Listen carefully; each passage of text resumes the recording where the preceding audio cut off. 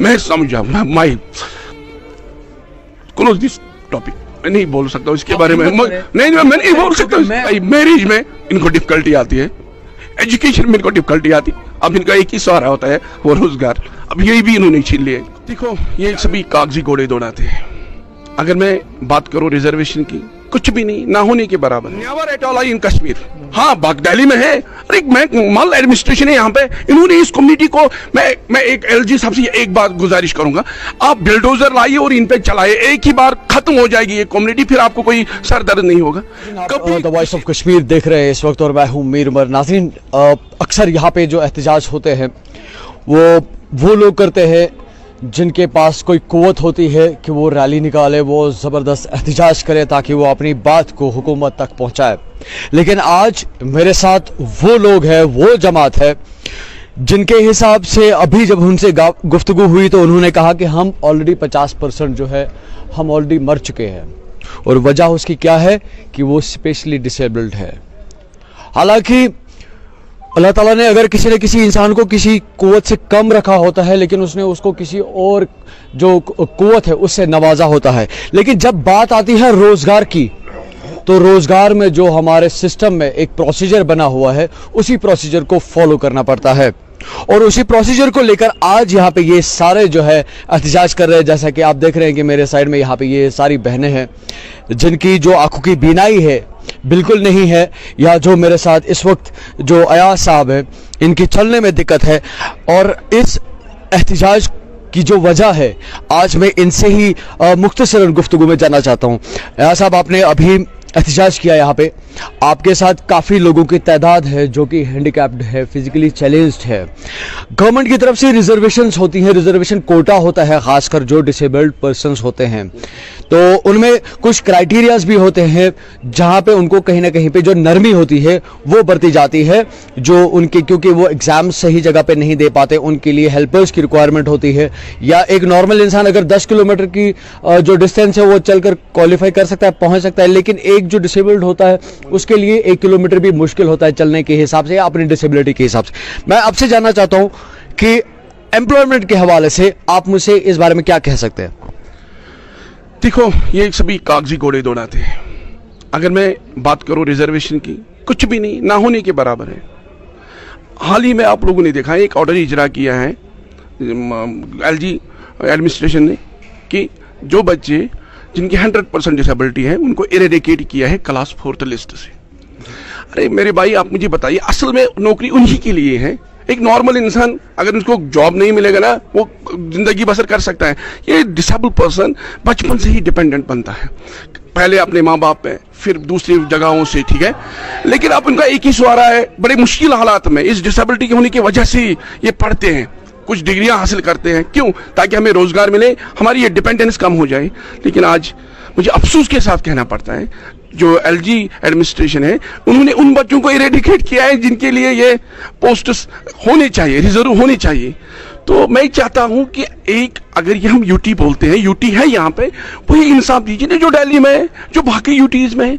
मैं आपको एक बात बोलूं, जब यही बच्चा कल IAS कर सकता है, केएस कर सकता है, या सेंटर के बड़े बड़े exam such as railways, banking कर सकती है, तो ये क्लास 4th क्यों नहीं? ऐसा मैं जानना चाहता हूँ क्योंकि जो एक क्लास 4th का जॉब होता है, ये एक सबसे जो नीचे वाली जो लेवल होती है उसका क्लास होता है, और उसमें स्वीपर का काम आता है, हेल्पर का काम आता है, चाय बनाने का काम आता है, इस तरह के जॉब्स होते हैं। तो आपको क्या लगता है कि जो फिजिकली चैलेंज्ड जो पर्सन्स होते हैं, क्या वो उन कामों को बखूबी अंजाम दे सकते हैं? देखो भाई, मैं मानता हूं कि मेरी एक बहन जो ब्लाइंड होगी वो नहीं कर सकती है, लेकिन आप मुझे बताइए वो बैंक जॉब कैसे कर सकता है? वहाँ पे उनको कंप्यूटर चलाना होता है, वहाँ पे उनको बाकी विड्रावल देने होते हैं, डिपॉजिशंस करने होते हैं। जब वो कर सकती हैं, अल्लाह मियाँ ने हर किसी को अगर किसी की कमी रखी ना, फिर ऊपर से उतना अच्छा दिया है जिससे उसकी वो डिसेबिलिटी कम हो जाए, तो कर सकते, क्यों ना कर सकते? या पहले ही उस नोटिफिकेशन पे ये लिखे कि ये 100% डिसेबल वाले एलिजिबल नहीं है, ये मेहनत नहीं करेंगे, ये राइटर के लिए फिर डिमांड नहीं करेंगे। मैंने बहुत सारे बच्चों को राइटर प्रोवाइड किया, क्योंकि मैंने आपको बोला है कि मैं ये अपना स्कूल चल रहा है, मैंने अपने एक स्कूल से बच्चे निकाले हैं, उन बच्चों को राइटर प्रोवाइड किया। कब? जब उनका क्लास 4 का सर, क्या कोई गवर्नमेंट की तरफ से कोई ऐसा इंस्टीट्यूशन है जहां पे फिजिकली चैलेंज जो पर्सन होते हैं, किसी भी तरह की डिसेबिलिटी हो उनको, तो वहां पे कोई किसी तरीके की ट्रेनिंग की जाती है? Never at all in Kashmir. हाँ, दिल्ली में है। अरे मैं माल एडमिनिस्ट्रेशन है यहाँ पे, इन्होंने इस कम्युनिटी को, मैं एक एलजी साहब से एक बात गुजारिश करूंगा, आप बिल्डोजर लाइए और इन पे चलाइए, एक ही बार खत्म हो जाएगी ये कम्युनिटी, फिर आपको कोई सर दर्द नहीं होगा। कभी किसी भी जगह कोई इनके लिए कोई इंस्टीट्यूशन नहीं है। 1000 रुपया देते हैं इनको ये। मेरे भाई आप मुझे बताइए, मैं श्रीनगर से अनंतनाग से श्रीनगर आया हूं, मुझे 1000 रुपया खर्च हुआ है। एक मेरी छोटी सी बहन जिसको अपने मतलब आपको पता है हम भी माँ बहन वाले हैं, अपने मतलब पर्सनल खर्चात में 2000 रुपये दिन महीने में जाते हैं। क्या 1000 रुपये में उनका जस्टिस हो जाएंगे, इनकी लाइफ सेटल हो जाएगी 1000 रुपये में? कम से कम अगर इनकी फाइनेंशियल असिस्टेंस की करनी थी 10,000 करनी चाहिए। आपको पता है इन्फ्लेशन रेट कहां पहुंची है? 1000 रुपये छोटे बच्चे को महीने में खर्च होता है। जो एक मेरी बहन होगी, बड़ी बहन होगी, जिसका जो मैच्योरिटी होगी उसकी, क्या वो 1000 रुपये में जस्टिस हो गए उनके साथ? क्योंकि आप एक खुद भी चैलेंज्ड है। yes.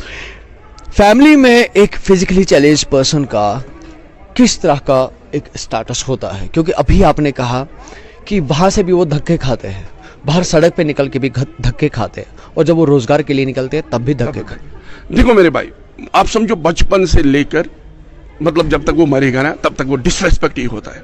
मैं समझा, माई क्लोज दिस टॉपिक, मैं नहीं बोल सकता इसके बारे में, नहीं मैं नहीं बोल सकता। मैं अभी आपके साथ, आप हिम्मत। देखो मेरे भाई, मैरिज में इनको डिफिकल्टी आती है, एजुकेशन में इनको डिफिकल्टी आती। अब इनका एक ही सहारा होता है, वो रोजगार। अब यही भी इन्होंने छीन लिया। क्या मैं बोलूं कितनी डिफिकल्टी उसका सामने ये मेरी बच्ची फेस कर रही है। आज ये ब्लाइंड है, गाड़ी में चली है एग्जाम के लिए, ब्लैकमेल कर सकता है कोई, इसके बावजूद भी ये स्टडी कर रही है और इनका कोई रोजगार नहीं मिलता है। इनको प्रोटेस्ट करने पे मजबूर, बिजबारा से आई है, अल्लाह पाक की कसम मैंने इसको ये प्रोवाइड किया है राइटर उस दिन। आज ये मुझे कह रहे सर यहाँ पे प्रोटेस्ट करेंगे क्योंकि उन्होंने इरेडिकेट किया है। शर्म आनी चाहिए एलजी हुकूमत से। ये बोबली सी बच्ची, इसको ब्लैकमेल भी कर सकता है कोई, राइटर के लिए ब्लैकमेल भी कर सकता है कोई। आज पोस्ट निकालते हैं, ऑर्डर कर, ये तानाशाही दिखा रहे हैं कि इनको दफा करो, वो क्लास 4 तो ये एलिजिबल नहीं, फिर इनके लिए कोई अल्टरनेटिव ढूंढो। चलो ये रोजगार नहीं, मत दीजिए इनको क्लास 4, इनके लिए कोई अच्छी सी फाइनेंशियल असिस्टेंस प्रोवाइड कीजिए। मेरे भाई, इनको भी हक है जीने का, खाली इन तानाशाहों का हक नहीं है दुनिया में, इनको भी हक है जीने का, इनके भी शौक है, इनके भी जज्बात है। कल हमारी फैमिली हो जाए, वो किसे मिलेगी? जब इनका जॉब होगा तभी इसको कोई लड़का एक्सेप्ट करेगा ना। साहब, जॉब के अलावा आपको क्या लगता है कि गवर्नमेंट के पास ऐसे भी कोई साधन है, कोई प्रोविजंस है जहां पे रिहैबिलिटेशन के साथ साथ उनकी इनकम भी जनरेट हो सकती है? इस तरह की कोई स्कीम है अभी प्रेजेंटली गवर्नमेंट में जो आपके लिए स्पेसिफिकली हो? देखो मेरे भाई, कल परसों मुझे एक बंदा फोन कर रहा है, सर मैंने बैंक के लिए अप्लाई किया, जो अब मैं अपना दुकान एस्टेब्लिश करूं, उसके लिए वो बैंक में गया। उसने कहा कि सर हमें एक फाइनेंशियल असिस्टेंस दीजिए ताकि मैं कोई दुकान एस्टेब्लिश करूं। बैंक वालों ने इतने मतलब उनको वो एक समझो कि इतने मतलब फॉर्मेलिटीज करने को दिए हैं, वो बेचारा थक गया डिसेबिलिटी की वजह। सर मैं अब दूसरे बैंक पे कहां जाऊं, फिर भी हमें इंटरेस्ट देना पड़ता है, मैं गवर्नमेंट ऑफ इंडिया से रिक्वेस्ट करता हूं कि अगर आपके पास जॉब नहीं है इन डिसेबल बच्चों के लिए, तो आप इनको फाइनेंशियल असिस्टेंस कीजिए। देखो सोशल वेलफेयर में जाने के लिए इनको धक्के ठोकरे खाने पड़ते हैं 1000 रुपए के लिए, वेरिफिकेशन पे वेरिफिकेशन।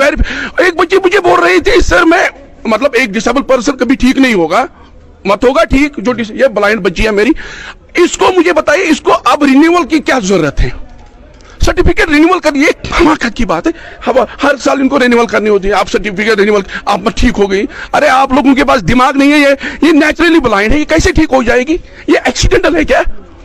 दूसरी बात ये है, मेरे भाई आप मुझे बताओ, मैंने आपको पहले ही बोला कि नॉर्मल इंसान अगर 5 साल में ग्रेजुएशन कर सकता है ना, एक डिसेबल बच्चा 10 साल में वो कर सकता है, ठीक है? जब वो जॉब के लिए पहुंचेगा ना, मेरे ख्याल से वो 40 के एज में जॉब तक पहुंचेगा, ग्रेजुएशन करके या पीजी करके। एक सर्विस मैन को इन्होंने 48 इयर्स एज रिलैक्सेशन रखी है। इसी तरह मैं किसी मतलब कैटेगरी के अगेंस्ट नहीं हूं। मैं चाहता हूं अगर आपने एक्स सर्विसमैन को 48 रखा है तो इनको 42 ही क्यों रखा है? एक्स सर्विसमैन तो ठीक है, वो कुछ भी कर सकता है, और इतने डिसेबिलिटी होने की वजह से मतलब होके भी ये एजुकेशन हासिल कर सकते हैं। 40 के एज में या 42 के एज में एक जॉब के लिए एलिजिबल होता है।